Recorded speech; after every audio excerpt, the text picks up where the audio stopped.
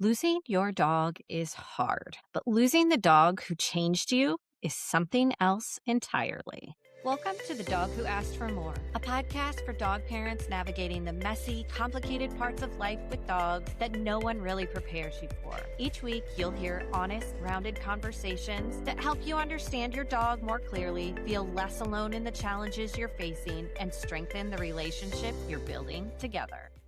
If you've ever loved a dog who needed more time, more patience, more understanding, then you know those relationships don't feel quite the same. They shape your days.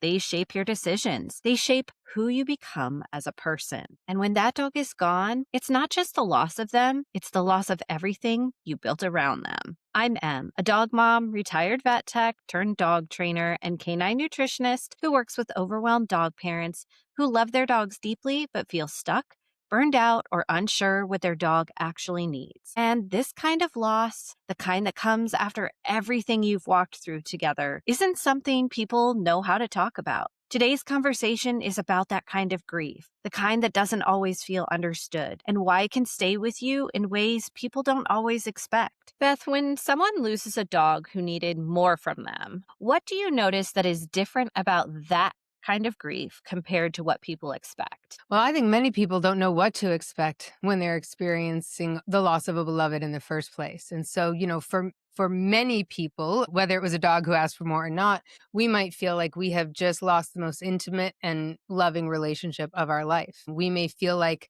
we have an unmatched relationship with that beloved because of the physicality and the proximity and the understanding. And so that alone creates absolute chaos for any griever. But when you're talking about a dog who asked for more, there are so many aspects of daily living that create routine, that create purpose, that create a deep sense of identity. When you are caregiving for a dog who has medication needs or specific training needs or specific needs that require a lot of attention and a lot of time, when overnight all of that changes, there's a complete discombobulation, not only in the day-to-day minute routine, but also in the sense of purpose, the sense of meaning, the sense of identity. And so a lot comes up around self-worth. A lot comes up around feeling disoriented, and so much comes up about where do I possibly go from here? That's a key point, right? There's so much time and so much energy poured into that type of dog. Dogs like Fitz. Yeah. So, how does that level of investment change the way someone experiences loss when they lose their beloved? Well, I think it catches people off guard. This idea that now I wake up in the morning and I don't have somewhere to be or someone to support or someone to support in the same way. I think we get extremely at a loss. Now, part of that's our brain. And you've heard me talk about nerdy grief brain stuff before. Our neurons love routine. Our neurons love to know what to expect. So we get very clobbered, is what I call it, by these daily moments, these activities of daily living, where if it's medicine time, if it's walk time, if it's feeding time, if it's going to some of the places that we like to go with our beloved, if it's taking them to appointments, when we're not doing any of that anymore, our brain is constantly looking to connect with that routine. And then the actuality of our life means we don't have that routine. And there's a huge mismatch for people there. So that's one of the things people notice immediately. But of course, on top of that, you have all the emotions going on. You have your sadness, of course. Sometimes you might have a lot of guilt or regret. Sometimes you might have feelings of longing and yearning and just wanting everything to be the same. You might have anger. You might have blame. There's just all the other emotions that come along with the grief, and that can get in the way of any peace or solace. We notice our sleep is disrupted. We notice we're irritable, we're snapping at other people. And generally, most guardians tend to feel unsupported in it, especially by people who may not understand kind of the depth and the texture that the relationship has brought to your life. You mentioned guilt, and I think that so many people carry guilt when they lose a beloved pet, because there are so many things that you start to question immediately after that loss. What did I try? What didn't I try? Did I make the right decision? Why do you think that this is such a common part of pet loss? Well, First of all, our beloveds are our entire responsibility, right? There's really no other relationship we have where we have total decision making and control over anyone else. And so it's a lot of responsibility, and they can't speak back to us with words. So we can't check with them the way we might be able to check even with a child or with a parent if we're caregiving like that. So it's a very unique type of caregiving. So we are the only ones making the decisions, and we're usually not making decisions in collaboration with other people, unless, of course, with a medical team, right?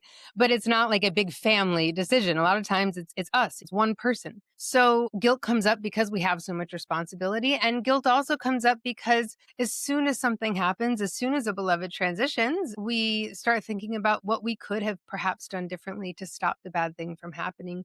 We really always wish we had a crystal ball so that we could have known exactly how something had unfolded. We want control. We want to feel like we have a sense of control. And sometimes it even feels safer to us to blame ourselves for what happened in the end, as opposed to imagine that we live in this universe where sort of chaotic, unpredictable things can happen. So for many of us, especially if we kind of tend to be hard on ourselves to begin with, we carry a big sense of, I could have done more. I could have tried something else.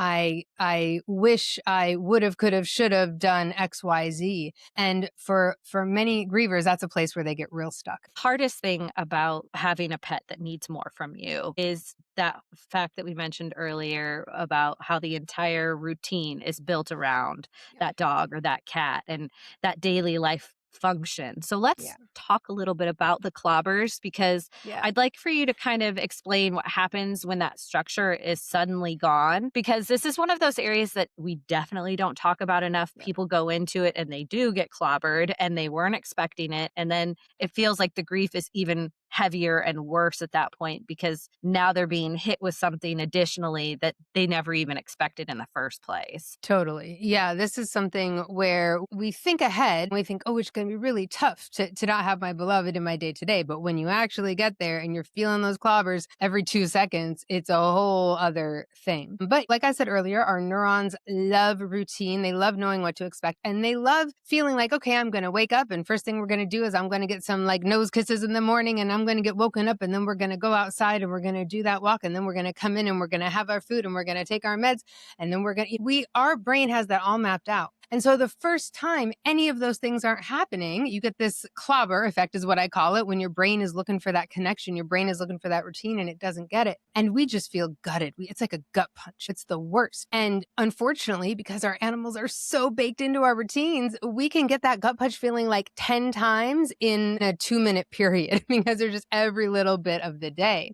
And so one of the things we work on in my grief counseling work is trying to figure out, okay, if your brain is seeking the connection with your beloved, if your brain is seeking that routine, how can we support your brain's adjustment to that? So one of the things I talk about a lot is continuing in those same routines, continuing to do the things that you like doing with your beloved or that your brain is expecting to do with your beloved, continuing to say the things you used to say, continuing to go on those walks, and figuring out a way, and it's a little different for everybody. So that's one of the things we try to figure out what feels right to you, but figuring out a way to keep your beloved included in those daily routines, especially in the beginning.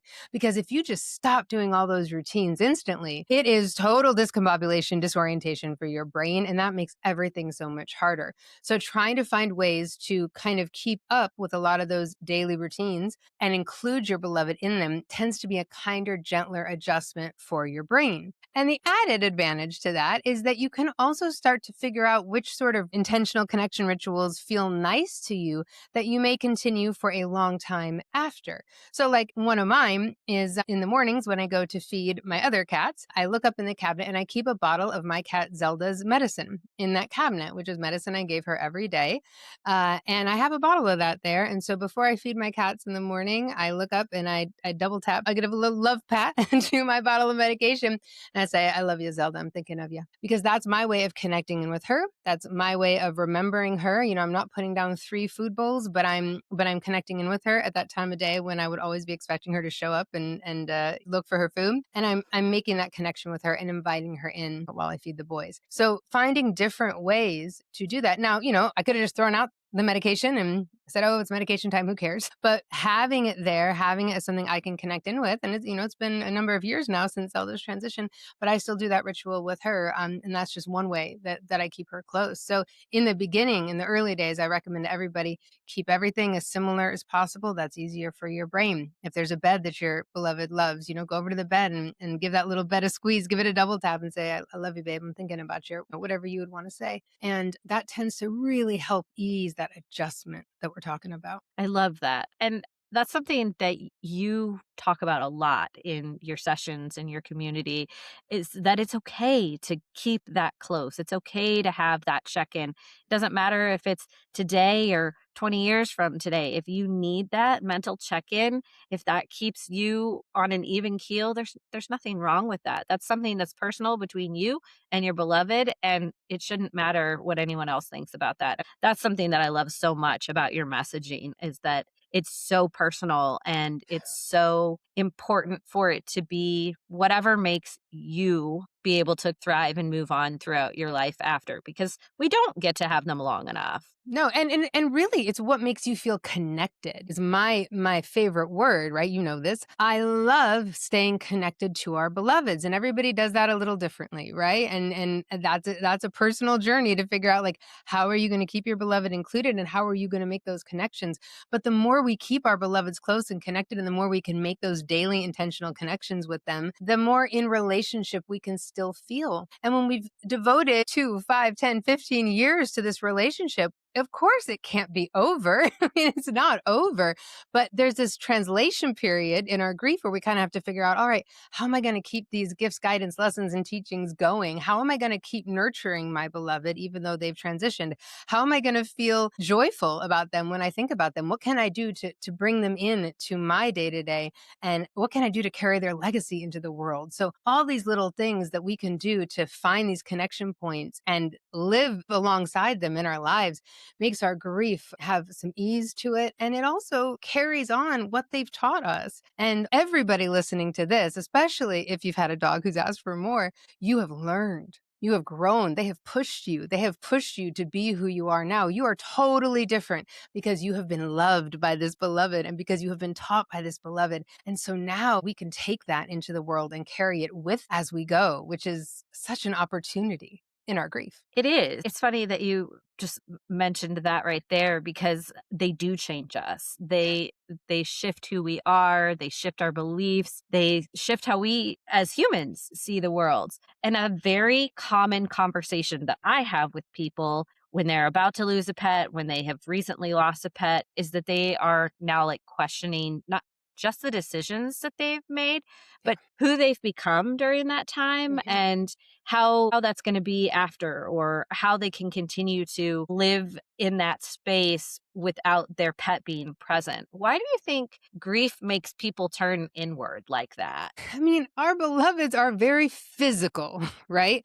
So their physical presence, the smells, the sounds, the touching, the play. We have such a physical relationship with our beloveds that you can see how when that is not earthside anymore, when that is not present, you can see how it feels like it's totally gone, it's not going anywhere. And where else can we go but inward? Because for many people, they just feel like I have nothing to touch. I have nothing fit to hang on to with this. That makes sense. So I think when we don't have that, we suddenly feel very stripped. We feel kind of naked and exposed. And we're like, what do I do? And that is part of in that constellation, we talk about kind of grief being like the inner constellation of all the emotions that come up, in a loss. We really question everything. We question everything about that relationship. Some people even question, did they even love me? Did I love them? Was it even real? I hear that a lot in my sessions with people. So I think when the physical is not present anymore, we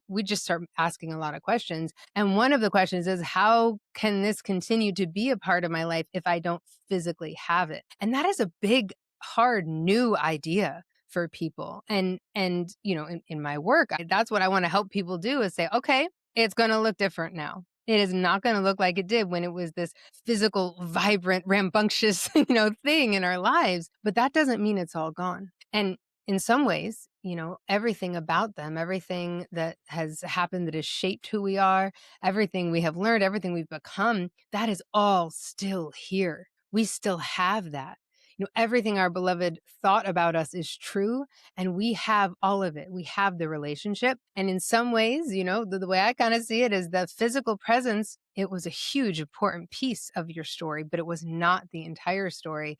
And we're going to spend the rest of our lives living out the rest of the story alongside our beloved. The hardest part about struggling with this kind of loss afterwards is that there are not a lot of people that feel like they can either talk about it because people get judgy about this kind of thing, or because they don't feel like anybody understands the kind of loss that they're going through. You and I have multiple conversations about how saying it's just a dog is the wrong thing to say to somebody who's going through this, or it's just a cat. What would you want the person listening to hear if they were going through something like this? Well, beyond anything they could hear, there's a couple things I would wish for them that people could do. Because the truth is, what people hear is sometimes less important than what we do. So one thing I want anyone to do, if we know someone who's grieving, is I want you to put a calendar reminder in your calendar on the day that their beloved transitions. And I want you to set a weekly reminder for yourself and a yearly reminder for yourself to check in on that person, and check in with a text that says something like, I'm thinking of you and Arnie, and I'm sending you so much love. Or send a picture of their beloved if you have one, or just say, I had you and Arnie on my mind today when I drove by the park, or whatever it is. Check in with them. Let them know that they are grieving and thinking about their beloved. Because guess what?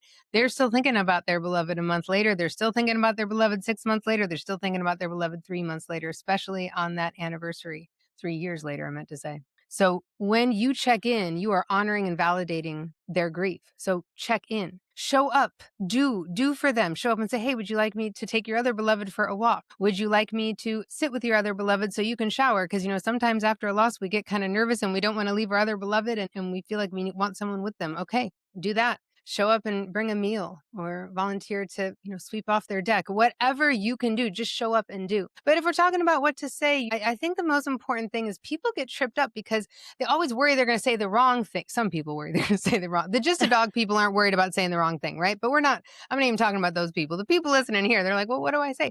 First of all, I always like to say whatever you would say if it was a human family member. That might sound like a very basic ask, but so many people think we treat this differently. We do not need to treat this differently. So whatever you would be called to say if it were that person's parent or partner or child, say that.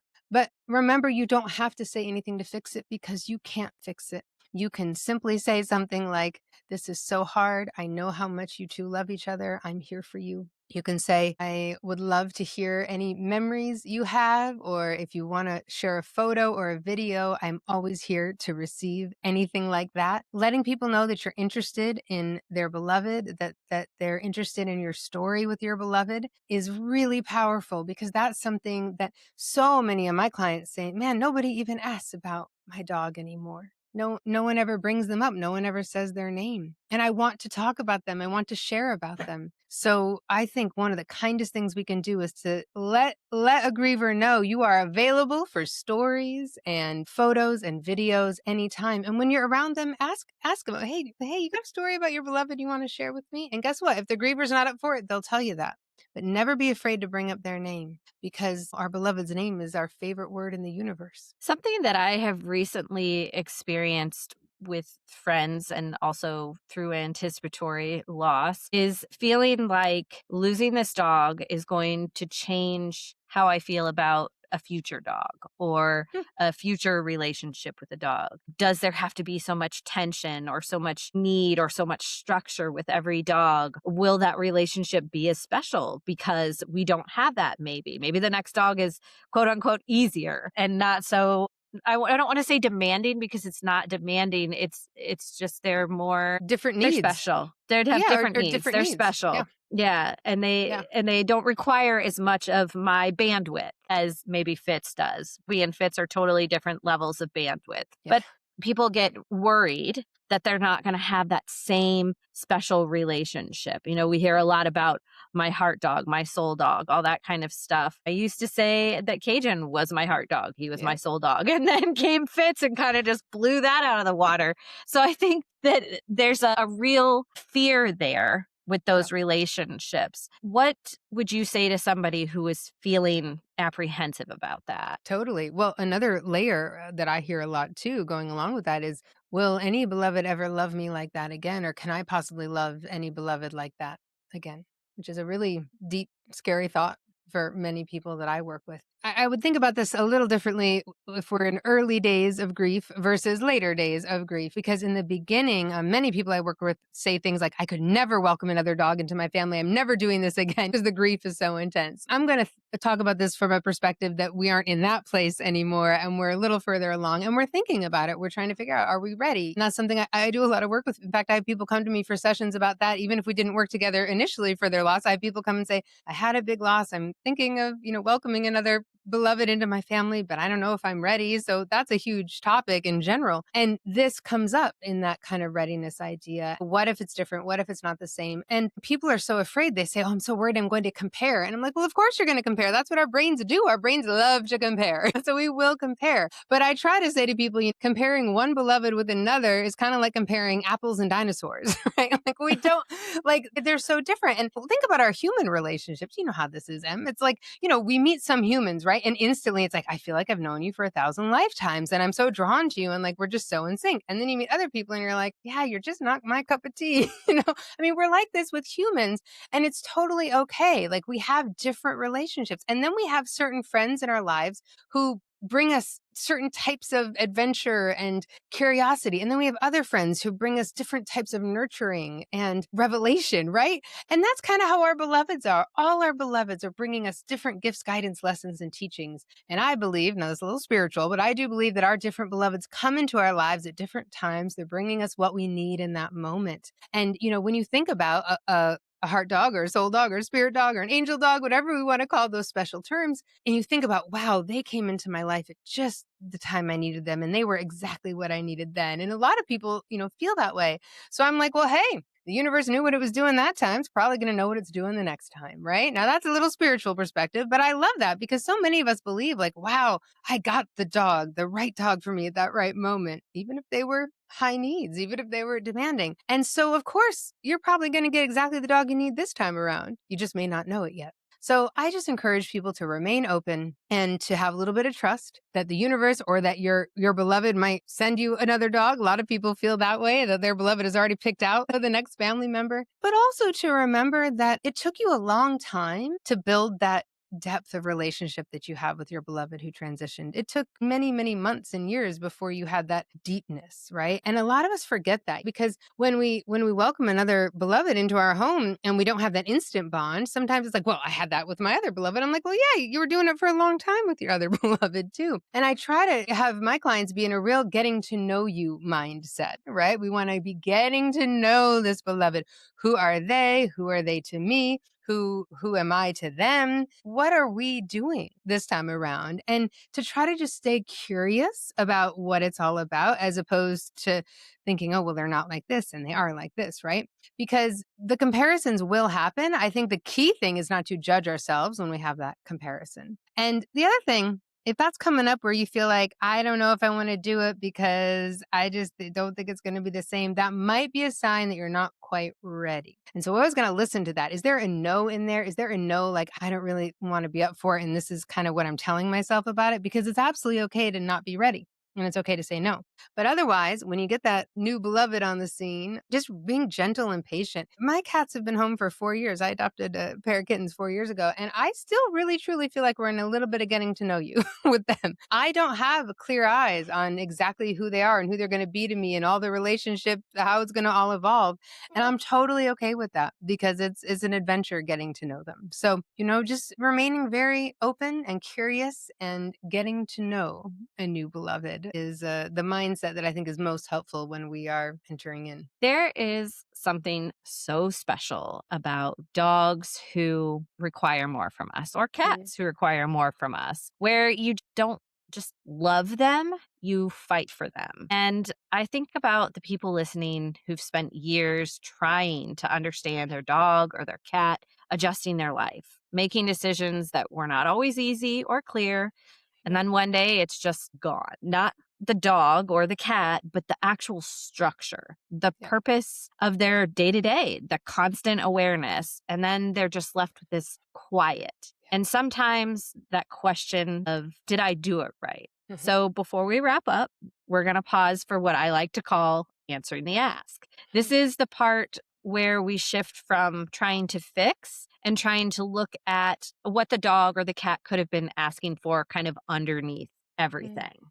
Can you share a story about someone you worked with that was asking for something in a different way because they had a dog or a cat that asked for something in a different way that maybe wasn't obvious at first, but what changed when you finally understood? Yeah, I'm thinking about a client who graduated not too long ago who definitely had a dog who asked for more and more and more. I'm always struck when I work with clients like this. And what you're describing there, I just think of as the advocacy for a beloved when they have needs that maybe aren't obvious to meet, or you have to go out of the box to support whatever it is. And in this case, this client had a lot of medical things that were complicated and complex. And she went above and beyond over and over again to try to advocate for her beloved and had a hard time finding answers too, which was frustrating big time. And of course, like many people, and especially for people who've done so much advocacy, she found herself just feeling like, why didn't I fix it? Why couldn't I find the exact right thing? Why didn't I get the ultimate answer? So on and so forth, which is again a thing that many grievers experience. Do a lot of deep guilt work with clients. I have guilt exercises we do to kind of get to the heart of guilt. One of the things we do in that exercise is we talk about what you did do and reminding yourself about all the things you did try and all the things that you did to support your beloved. And in her case, all of her attempts to find the answers and to bring a real quality of life in a tough situation. And she was doing great on all that. She was working on her guilt and we were making some shifts. And one of the things I ask people to do often, and you know about this, is I ask them to get into the perspective of their beloved. Because what we forget sometimes is that our beloveds, our dogs, are so present. They are so right there in the moment. They are not future tripping about what things are going to look like in 3 years the way we are. They are not ruminating on the past about what you didn't do. They're very right here, right now. Are we ready to play? Are we ready to do that thing? Are we going for our walk? They are not in this constant cycle that many grievers are of rumination and future tripping. Those are like grief's two best friends. And so I remember I had this moment with her where I said, it's her dog's name, if she were here, tell me what she would say to you about all that you did do. And she had to think for a moment. And sometimes I encourage people to write in their voice of their beloved to talk about these things. And sometimes I encourage people to talk. And she was having trouble talking. Her eyes were welling up with tears. And I said, are you hearing it? Because she wasn't saying it, but she was getting something. She was feeling it. And she said, I just realized, did enough. I did enough. And I am enough. And I said, are those her words? And she said, yes. because, because until she could really embody like how her beloved saw her, she couldn't really see that in her beloved's eyes, it was all enough. And it took her out of her head. It took her out of her human perspective of, the woulda, coulda, shoulda, and the, well, if I had just tried this one thing, because in her beloved's mind, it was absolutely enough. And that feeling of enoughness that our beloveds give us when we do advocate, when we do our best, we are always our best for our beloveds. And sometimes our grief has a hard time because our grief will distort that reality. And guilt is one of the biggest distorters of reality that exists. And so I encourage anybody, if you are struggling, thinking about the guilt and the regret and the what didn't I get done and what didn't I do, I want you to remind yourself what you did do. And then I want you to really get serious with your beloved. I want you to have a chat. And I want you to get your beloved's perspective on what you did. What did they love about you? What did they appreciate about you? What did they know that you were doing for them that nobody else would have done? Because I know when I sit with grievers that they have gone above and beyond what 99.99% of people would do. And your beloved knows that too. And your beloved is never wrong about you.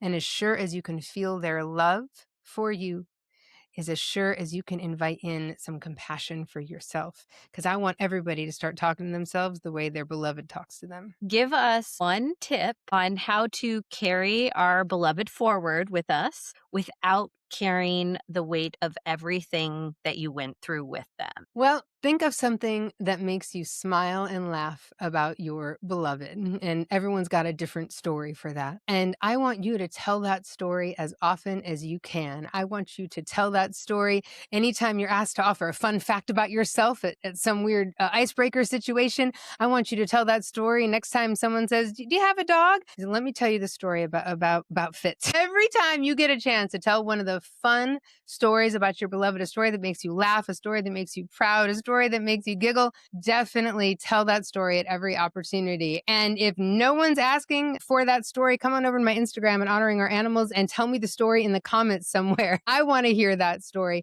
Tell the stories about your beloved that make your heart light up and your face light up as often as you can. Write them down, put them on index cards, put them in a jar. Keep telling the stories that light you up about your beloved, because that light, that joy, that connection, that is the essence of who you are with your beloved. So tell their story, say their name, and smile thinking about your greatest hits with them. Beth, it's a pleasure as always to chat with you. Tell everyone how they can find you, connect with you, and what you've been up to. Well, sure. Come on over to my Instagram at Honoring Our Animals. I post content every single day talking about both anticipatory and post loss grief, trying to inspire and empower people. I also have a memorial service I do every single month where you can send in your beloved's name to be remembered out loud at the memorial service. It's a beautiful time that my community gathers every month. So please come participate in that if you're interested. I also have a weekly newsletter, and in that newsletter, I offer reflections about both anticipatory and post loss grief. So definitely, if you want a little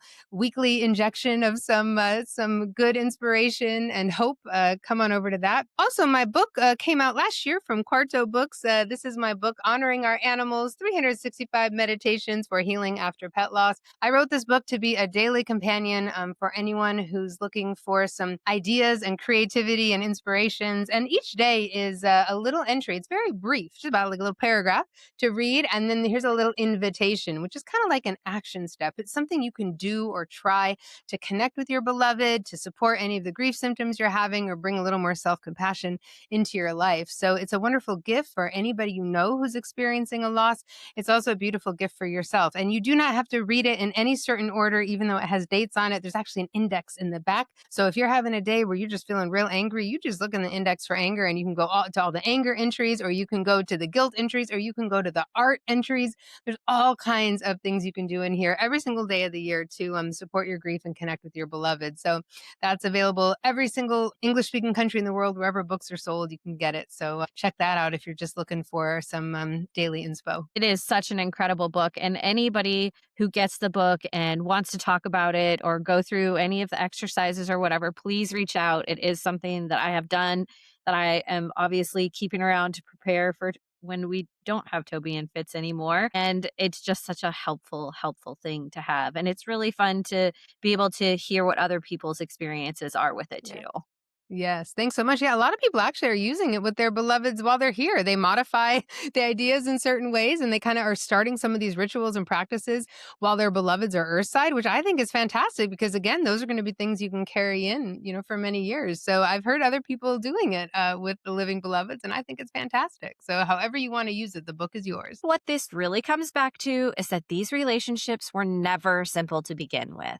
They asked more of you, and you gave it time, energy, patience, growth. And that doesn't disappear when they're gone. If anything, it's part of why the loss feels the way that it does. Not because you did something wrong, but because you showed up in a way that changed you. If your dog's behavior sometimes feels hard to read, or you find yourself second guessing what they're trying to communicate, the Dog Body Language Secrets Quiz can help you start spotting the subtle signals that show up before the reaction. When you can see those early patterns, it becomes much easier to support your dog in a way that actually makes sense for them. You'll find the link in the episode description. So be kind, spread joy, and remember, better decisions start with clearer information.